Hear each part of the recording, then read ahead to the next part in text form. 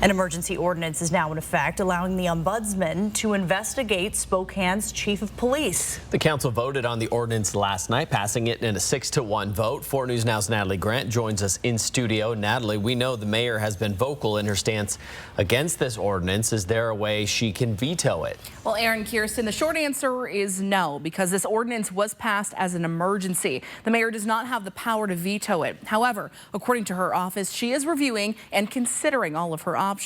On the other side, I spoke with advocates today who say they were proud of the council for taking this step in police oversight and accountability. Okay, I passed the 6-1.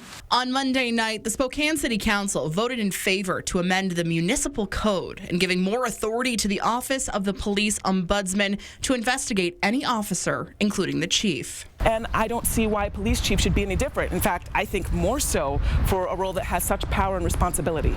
Jac Archer with the Spokane Community Against Racism was happy to see the council's support for the ordinance. I think that this really reflects forward progress for our city.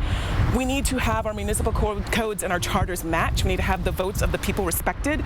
And we need a government that has all the accountability structures necessary for a city that is growing and thriving at the rate that Spokane is. The same goes for local police accountability activist Anwar Peace. He spoke in favor of the ordinance at Monday's meeting and hopes it brings accountability to the police department.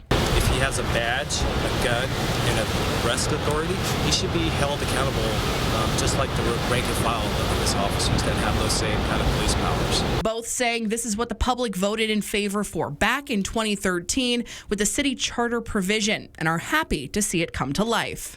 And so I'm looking forward to hopefully this ending the political back and forth and actually going forward and solving the issue.